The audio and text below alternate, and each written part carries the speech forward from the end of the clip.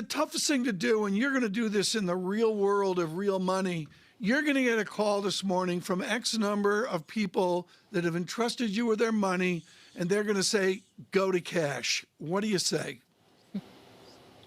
Well, the secret to dealing with clients who get nervous with a little volatility is having this conversation not when there's red on the screen, but when they actually first come to us and say, here's what I want to do with my money. Here's the history of markets. Here's how often we get a 10% drawdown, a 20% drawdown, 1, 2, 3% moves. There are dozens and dozens of those every year. If you go to cash every single time the market twitches 1%, you'll never be invested. And that's not what our thought process is. It's not day to day. It's decade to decade. Well, the decade-to-decade timeline gets across the set of worries that we have this morning. One of them is a consensus call was higher yields. I believe we've gone the other way.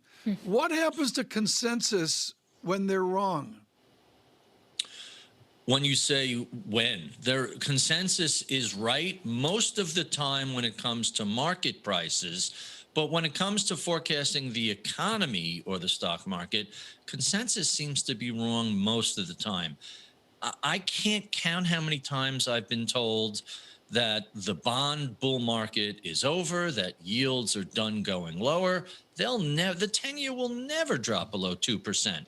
I mean 1.5%. I mean 1.25%. The U.S. still is the cleanest shirt in the hamper of dirty laundry. And here we are, we're 1-2. That's just astonishing. The people who have been betting against bonds have been on the losing side of that trade for it's almost 40 years. What do you chalk it up to, though? As you say, we're at 121.86 right now. Why? Is that growth concerns? Is that positioning? What do you make of that? It's hard to look at the U.S. as completely separated from the rest of the world's bond markets, and we've seen negative yields in Japan for how long, and negative yields in Europe. That black hole, that gravitational pull, has been exerted on the U.S. because there is so much capital sloshing around, and it's not just the Fed and QE.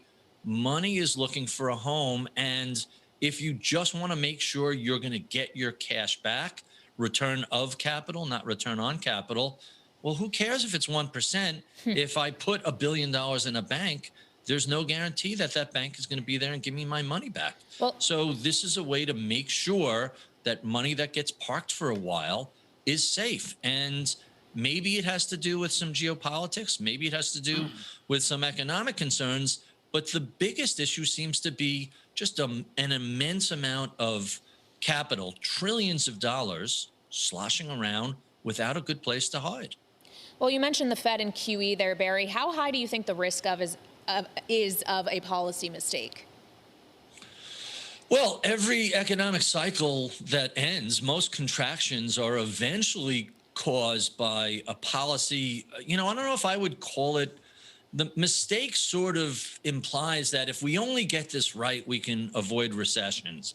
Hey, eventually economies get old and vulnerable. And what wasn't a mistake in one year, suddenly the next year becomes problematic. And we tend to see bull markets killed not by old age, but by either Fed tightening that's excessive or too quick. If you believe the underlying economy is stable and strong and robust, well, sometime next year, we should start moving off of this emergency footing and slowly bring rates up. The question is, where does that become problematic for profits, and where does that become an issue for consumers who depend so much on credit? Is it 2%, 3%, 4%? That's anybody's guess. And where people get that wrong, that's your policy mistake.